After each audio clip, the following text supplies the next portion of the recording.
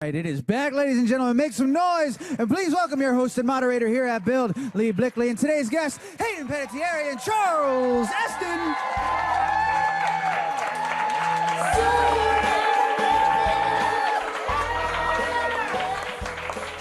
Welcome, you're here. Welcome to Build. We're so happy to have you here. Thank you. Hello, all everybody. your fans. Wow, that was a deep, heavy clip we just saw there. We were back. I was getting choked up at Right? the curtain back there. Did anyone Some else fine get the acting chills by my while friend. watching that? And how many of you are so excited that Nashville is back? I know we have some huge fans. Look at this. All thanks to you guys. Thank you for re-employing us. Let's kind of go back to that, the cancellation and the fans' reaction and how that felt for you guys to see all these people come out and support the show and beg for it to come back. Well, for me, I've never had a show that lasted 4 seasons. So, and I've been doing this a long time. So my first emotion was gratitude for what we'd had before and the things we'd gotten to do on the show Nashville. But I didn't feel like we were done at all. And then immediately, I mean, literally immediately, the second it came up on the internet, they started forming petitions and hashtags, and they got to show the love that they've shared with us on social media for all 4 years of this show. And that they get to share live at concerts whenever we're out and playing. They shared right there in a very organized and dedicated way, and they are literally, CMT will tell you, they're literally why we're back. So this season's for you, that's for sure. I mean, we never get to see that kind of stuff, and that's what's so powerful about what y'all did is that we get to stand in front of a camera and memorize our lines and do our jobs, and we hope and pray that you guys like it, but we never actually get to feel that energy until you guys brought us back from the dead.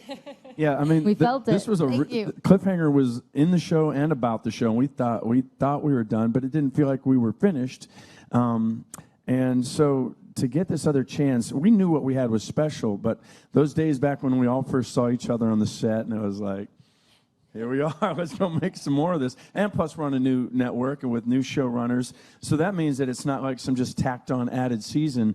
It's something real special about it. You can see already in these scenes, there's something real filmic that we started out with on Nashville. I think we're getting back to, and I love it. Well, you don't take it for granted. I think after 4 years, it's 10 months out of the year that we film, and when it just reignited us and brought us back together, and we just put that much more effort and energy and love into into our performances.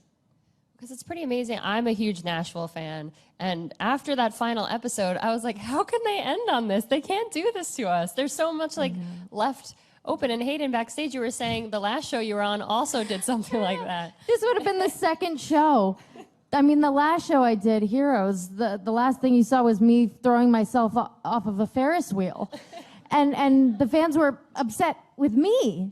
They were like, well, how could you do that? I sort of held that against you, too. I was like, of course you did. Yeah, well, yeah, I mean, so you'd been there, but This is so seldom that we get to do this. I know. It's what's so special about it is we loved it already, but to lose it and to get it back, and that's also the city. We are all in Nashville now. I didn't put my house up for sale. Did you put your house up for sale?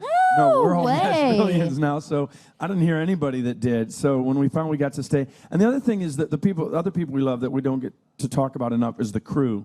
That is a very Nashville, Tennessee-based crew, and they're our family now. And so to get to see the smile on their faces when we got to go back, and they know they get to do more of this thing that they love, and that we get to do it with them. They're the best crew in the world. They make our days so much easier than they need to be because they're just so daggone good. So it was great for them too. You could see the tears in their eyes, honestly, and feel their energy. It was nothing like I've ever felt I've done this for probably as long as you. 26 years, how long have you been? I've done about 26 years. The difference is how old we were when we started.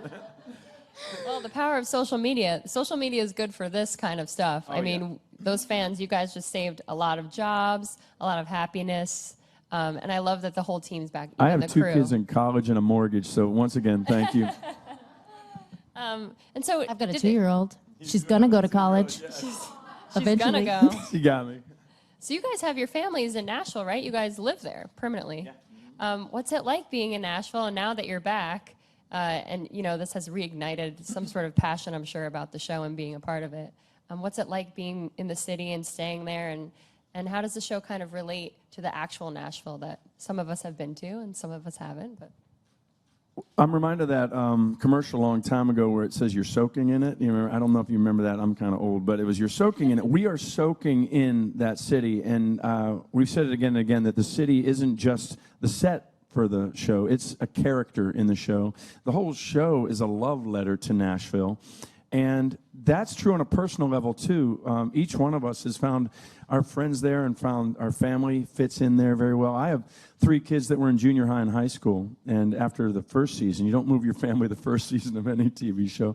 But in that second season, we knew as a family we had to be together. And I knew how great Nashville was. But I have to admit, I was a little hesitant. I was uprooting them and bringing them away from the home they knew in Los Angeles.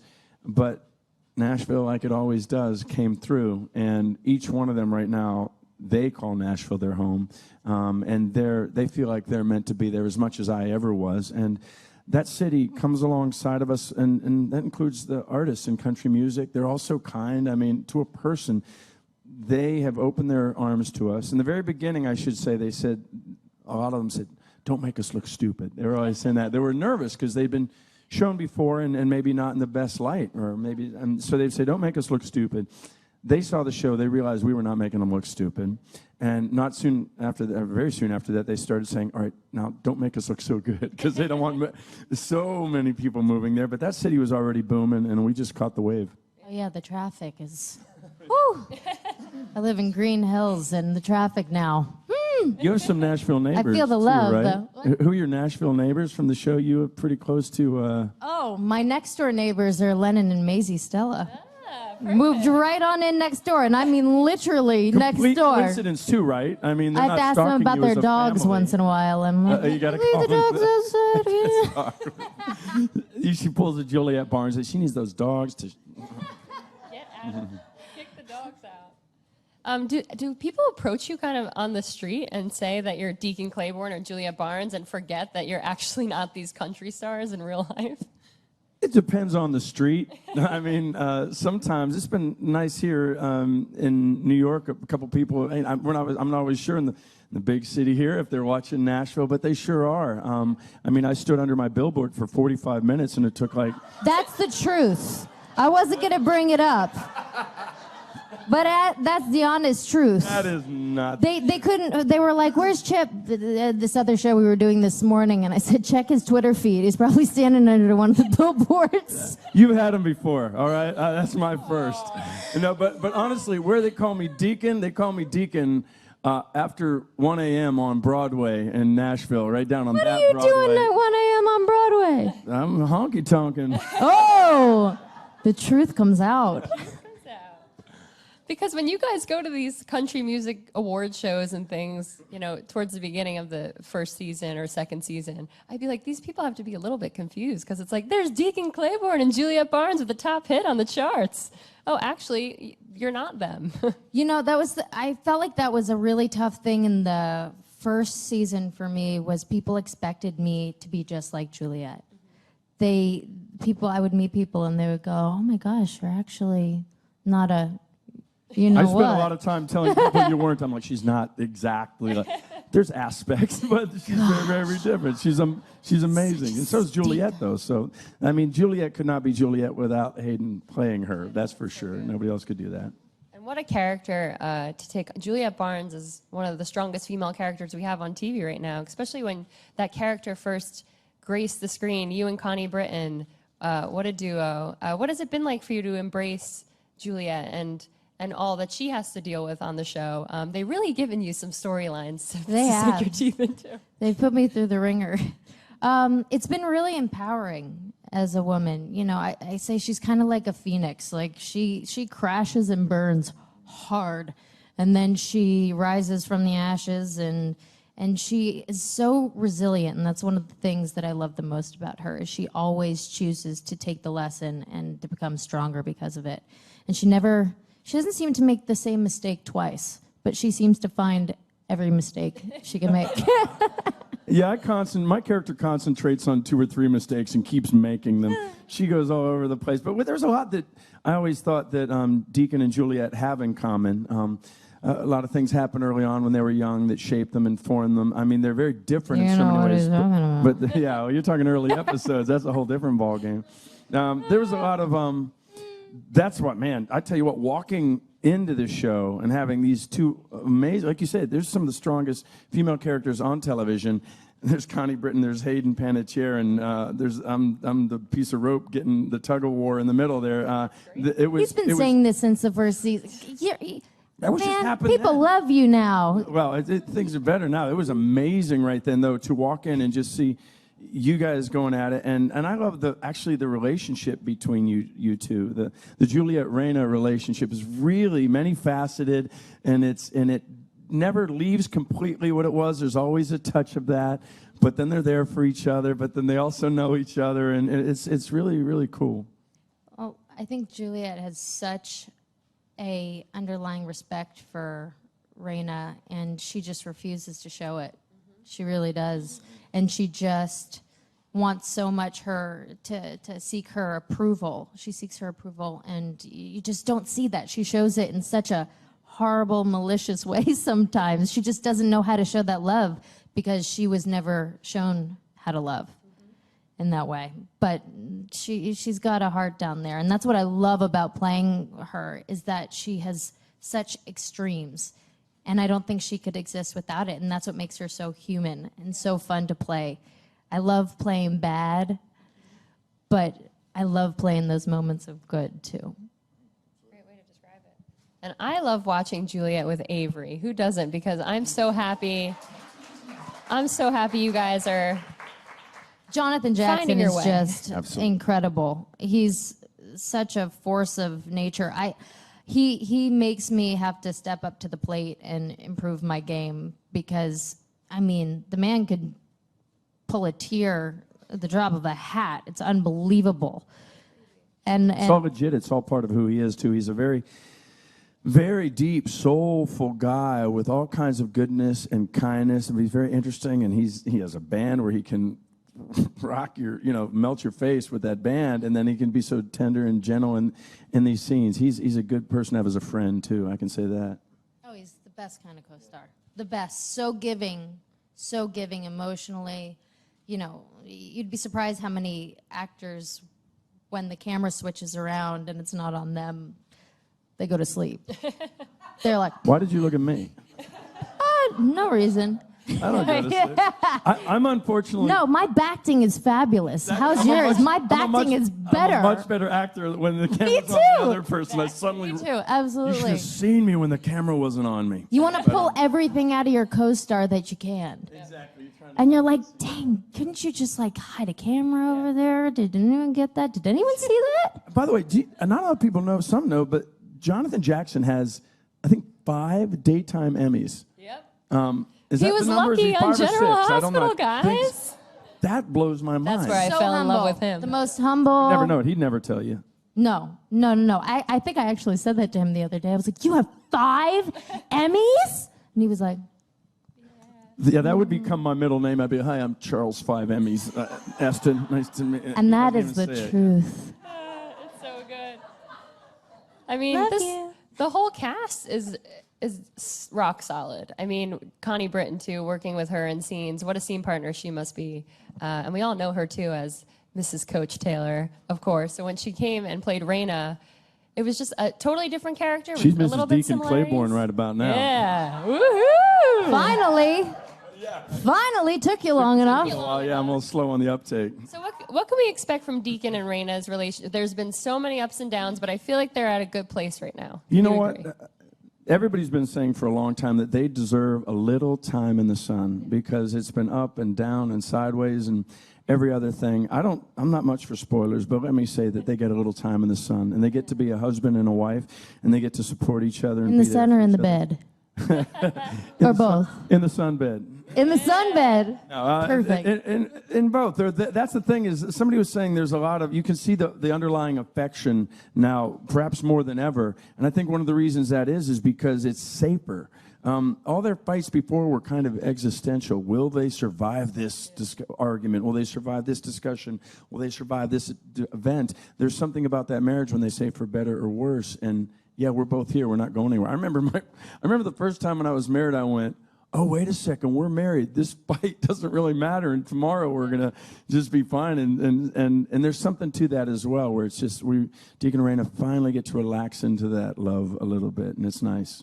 And you guys have great chemistry. Let me say, I've seen the first 2 episodes, and let me tell you, you guys have fire between you and the sheets. Took the words out of my mouth.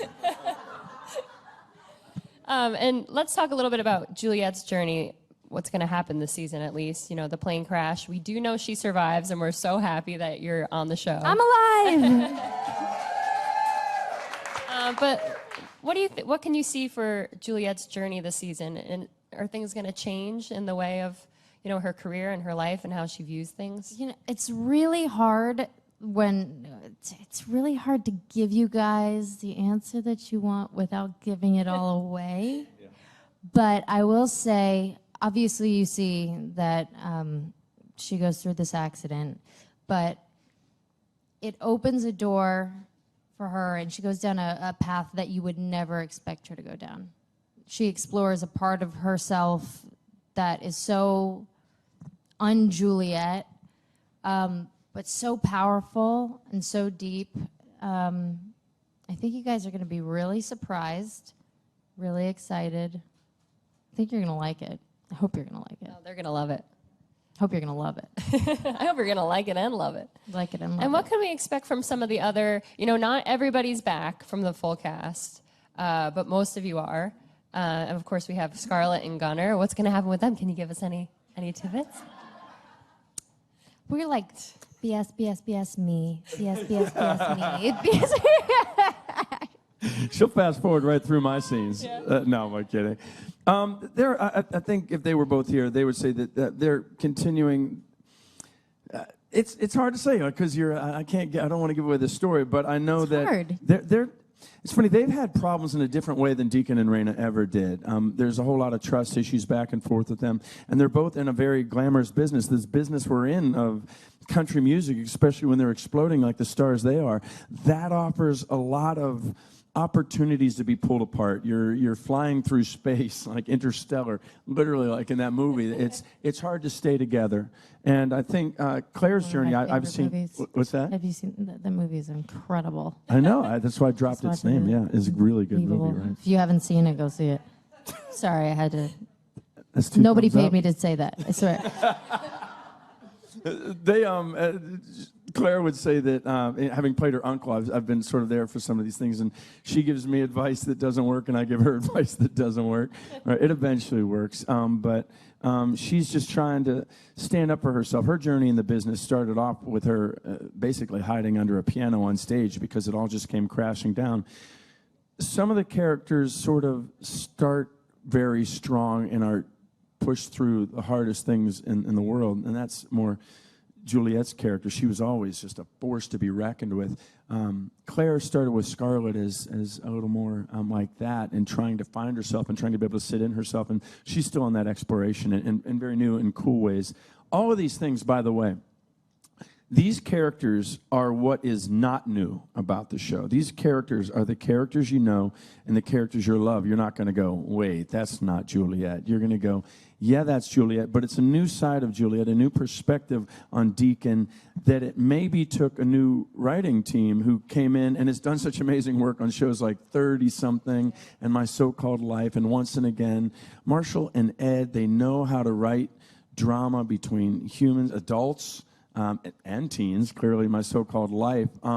So it's really nice at this point, and we're very grateful to the writers that have been there all along, but it's so cool to have people that come in and go, what about this angle? And you're like, oh, yeah. And plus, we get to slow it all down and explore that. Yes, our scenes get to breathe a lot more, which is incredible to explore as actors, because in those breaths and in those moments of silence is when you get to see the wheels turning and the decisions being made and the hesitation, and you get to go through that journey much more with the characters. It also explores our ability to memorize a lot more.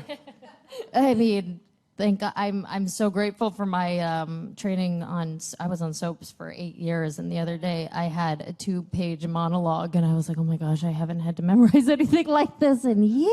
I'm still the guy that gets to go, yep, nope. But she's right. The thing you said about the silences, that's everything. When you talk about chemistry, I think chemistry is found and proven in the silences. When Connie and I early work on the bridge or other things like that, there's just a moment where you stop talking and you're just looking at each other.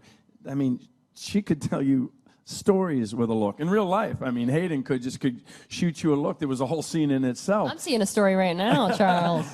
Juliet is the same way. Juliet, with just a look or just a silence, can say so much that it takes a lot of trust on the part of the writers to leave that space where they're not in that moment guiding the ship, because they're just for a second going, if we let it breathe, that we can trust them. They know these characters to fill that with something that will say all we want to say, and they're doing that. I've said it a couple times, but it just seems really true to me that it's like getting off of the highway, and we love being on the highway, and it's exciting driving at those high speeds, but taking an exit and just, let's take the back roads for a while. Let's try a little Route 66 action where you pull into a filling station just like Raina did, and you hear some old, deep roots country music just like Raina did. So that was a sort of a symbolic scene to open up this new, old season of Nashville. I know. You know what I loved about it? It felt like season 1. It's back to its roots, which is about Nashville and music and relationships, and not so much jumping around between a lot of different characters, but really focusing on the characters and giving them the time, you know, to tell their own stories in scenes. Yeah. It does have so much to do with the trust, though, too, especially coming in. You know, we have a large part of it, a new team, you know, and the writers and Marshall and Ed, and that takes so much trust, not only on their part, but on our part, and collaboration and working together. And I have to say, you know, it's really hard to jump in after 4 years. This is the fifth year. But meanwhile, right beside them, and they've said, you're right here with us because it's your vision, is Callie Curry. So that's why you're smelling so much of that old familiar scent, and or those old, you know, things. She has always been the sort of true north of the show. It's like when an airplane's flying from New York to LA, it's never really pointing at the city it's going to. It's always sort of correcting on its way like that. And I always felt whenever Callie wrote an episode or whenever she directed an episode, you could feel it sort of get even more, because these were her babies. She thought up not only the character Deacon, but the name, and that's a damn good name, Deacon Claiborne. Absolutely, and I love that she always finds the humor in it, like those comedic moments that are so poignant and so important. So important. I mean, I love those moments. I think you get so many of the good ones.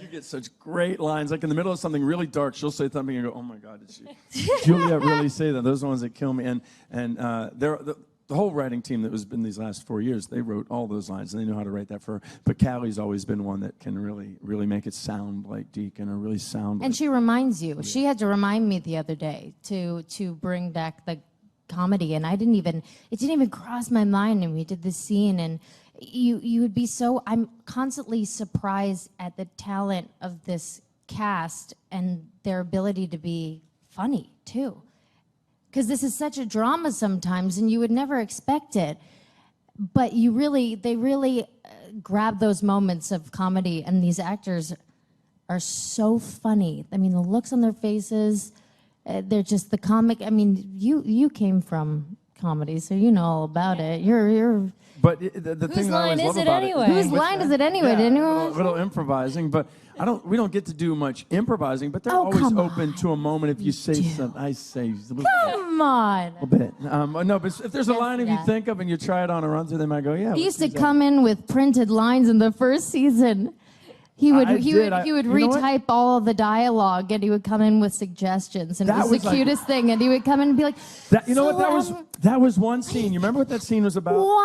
It was one thing. I was just trying to make a point, is that Deacon and Juliet are in bed together, and it's the second episode, I think, and it was like, don't remind the original line was, "Don't remind you." Was it bad?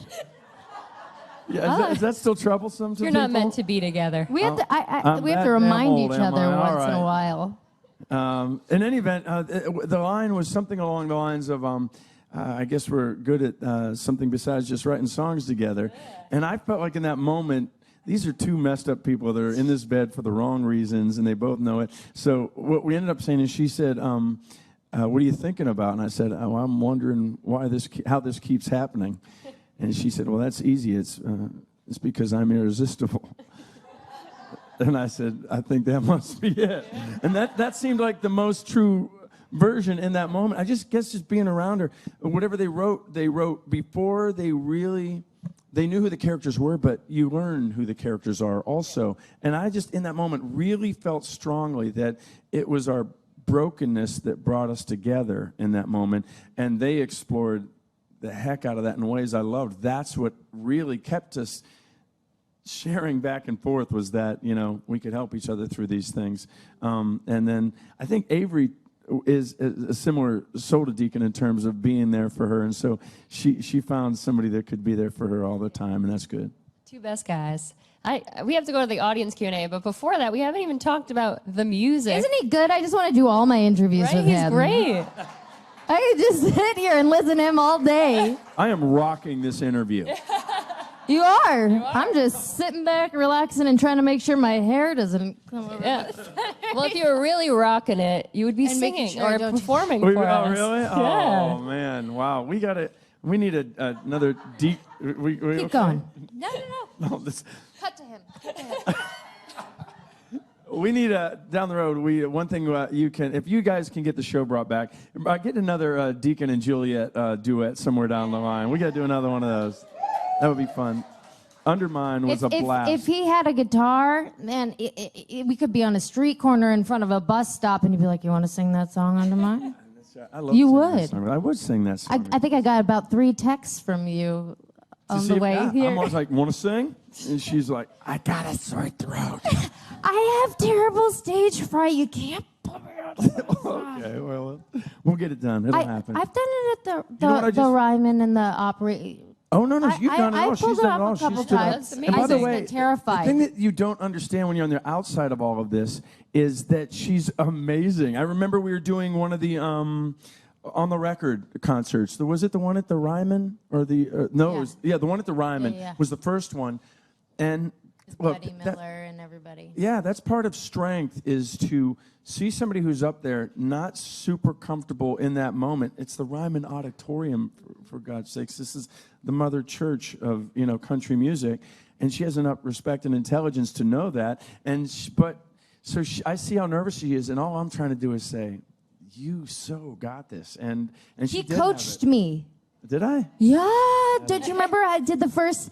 It was. I can't remember what song it was, but I was standing there holding onto the mic with 2 hands, and I was gripping it, and Chip's pacing in front of the stage and going, "Stop!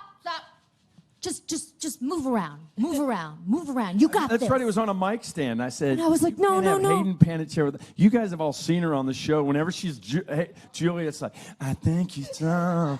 I think it's time." I said, then Do you know how hard that is to do in high heels? Yeah. in high heels and sing? Well, I have It's so the funny, Juliet but here's- sidewalk. I did that pregnant down the stairs. That's the side. Give me some Like that, coming down like that. And by the way, that's the weirdest thing in the world. To think in about sequence while mic'd. I got 2 mic packs on. that. Does it all? I got to go 10-1. I'm wearing this.